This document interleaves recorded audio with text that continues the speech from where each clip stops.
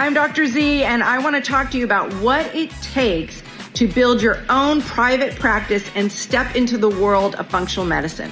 First of all, I love it.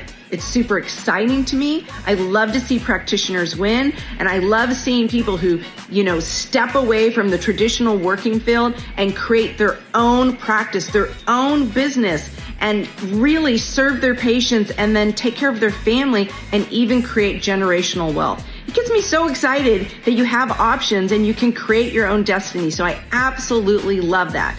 But let me tell you a couple things that are involved, because some of you, I know, you've never owned your own business before. You've only worked at the hospital or had some W-2 job or been in a private medical practice, and you're wondering, can I do it? So first of all, yes, of course you can do it, but maybe you've heard a scary statistic out there about how so many small businesses fail within the first year or within the first 5 years.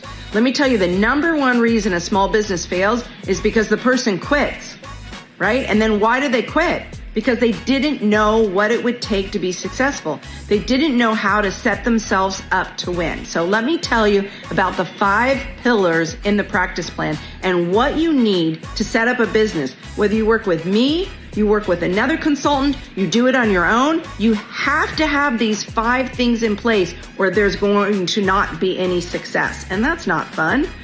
Because the truth is the patient demand is huge. There's more people who need our help than there are practitioners who can provide it. So the market is not flooded. And if you're hearing about functional medicine a lot, that's just because there's great demand for it. I could have 8 functional medicine practitioners lined up on the same street and they can all have successful practices. So don't worry about any of that stuff. That's the wrong stuff to be thinking about. What you want to think about is why you're doing this, how you want to do it, who you want to serve, and the way you're going to build your practice. So let me tell you how to do it. So the first thing is you have to have a lead generation machine. What that means is, like any store or business, you need new customers or new clients or new patients that are going to come in. If new people don't come in, then there's no business, right? You could be the best practitioner in the world. You could be an amazing surgeon. You could be a absolutely kind and savvy nurse practitioner. You could be a successful chiropractor. You could be an amazing physician assistant. None of it matters if you don't have clientele, right? So you have to build a lead generation machine. That's where most people go wrong from the start. And there's ways to do it using social media. There's ways to do it that have nothing to do with social media. There's ways to do it that are completely organic, meaning they don't cost you anything. There's ways to do it where you pay for ads or pay for leads. And within each of those categories, many options. So it's not just one way to get it done, but very important. And let me tell you where a lot of people go wrong initially is they pay a lot of money for a program that teaches them to have an online course, which isn't a bad thing by itself. But if you don't have a high number of leads, already have guru status, or have high volume, it's not going to work. You're wasting your money. So that's a bad strategy. But either way, you have to have something that brings new patients in for you. So it's one of the first things we work on with our new practitioners. The second thing is your offer and sales. That's pillar number 2. So your offer is, what are you going to do with these people? How do you bundle your services together? Do you even bundle them? Do you package it? Do you want to do membership? Do you want to do a la carte? Again, many options, but this decision is crucial to your success. And if you are not guided correctly through it, forget it. Throw in the towel. It's not happening. Because you could be a really good marketer, bring in a bunch of leads, but have a crap offer and the business will fail. And you could be a mediocre marketer, but have an amazing offer and you will succeed. So you must have a good offer. So we work on that. And then that's not just it. You have to talk to these people. They have to sign up. They need to be able to kick the tires and audition you in a non-threatening way and see what you're about. You want to connect with people so they go, Dr. Amy, nurse practitioner Joe, chiropractor Dr. Smith, whoever it is, that's my person. They're doing something I want to work with them. So you need to know how to connect with them in a way that's non-salesy, non-threatening. And I used to hate this in the past, and so I had to learn a way to do it that's good and ethical and honest. And now, it's a joy to do it. So I promise, even if that's like something for you that's a rub and it hasn't been a success in the past, I know how to help you with that. Anyway, pillar number 1, pillar number 2, no business without it.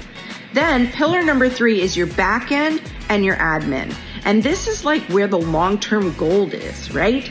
And a lot of people, this is not the sexy part, right? This is systems. This is how things get done, but this is super important. This is how I teach practitioners to take a month off at a time if they want. I've done it for years. In fact, last year and the year before, I took 2 months off, right? An entire month. It was great. Now I take a week off every month. So, you get to pick whatever you want. But some of you, I know you're watching this and going, what the heck are you talking about? I can't even take an extended weekend without my whole life and my finances falling apart. And by the way, that's no life at all. I don't want that for you. Or you're constantly on call. Well, that gets old. In the beginning, it's exciting. And some of you might even be adrenaline junkies and you love like working overnight in the ER, but health-wise, that's not sustainable. And by the way, the kiddos don't love it.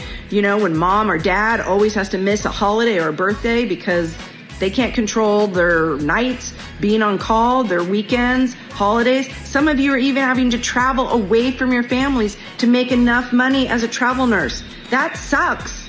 If you really want to do it, love that the opportunity is there. But if you don't want to do it and you're having to leave your babies because of making that income choice, I don't think anyone should be forced to do that. So back end and admin, super important. And one of the best ways I help my practitioners is I just give them all my stuff. So my forms and my intakes and my consents and HIPAA, we just build all that for you and just give it to you. So anyway, back end and admin, super important. That's where the gold is long term and includes everything from calendar and scheduling. Oh, I could talk about it forever. It's so much fun. Okay, pillar number 4, this is your clinical care. And I know this is the only thing you're thinking of in the beginning, right? This is what everyone loves. How do I go down that rabbit hole? How do I solve that complex case? And that's fun, but not everyone wants a complex case practice, right? It has a bit of a different energy in it. So first of all, I want you to build a practice that makes you excited. And what do you want to talk about? And what really motivates you? So take care of the practitioner, number 1. Then the patient, number 2, right? We find the right patient and match them to you. So many different ways you can do clinical care. So depending on which program I'm serving my clients in, one, I just give them a ready-made package to go with what to offer. I give them 5 months of clinical care, how to move the patient through it. And then we do an insane amount of clinical consults and clinical lab consults in our program live where you get to ask questions. And why do we do such a thing? Because that's what it takes for practitioners to be successful. So I don't believe in just having an online program, having someone buy it, throw you to the wolves. In real time, we help our people. So that's pillar number 4.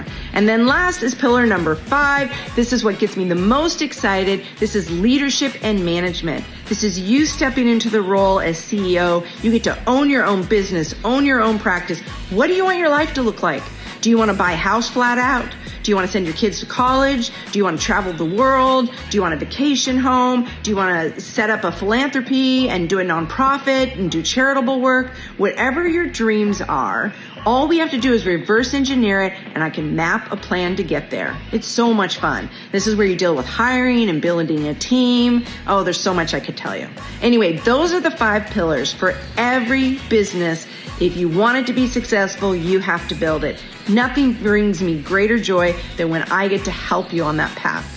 So if you want to learn more about having your own practice and guaranteeing your success, click the button and talk to one of your practice advisors, and I'll see you on the inside. Bye.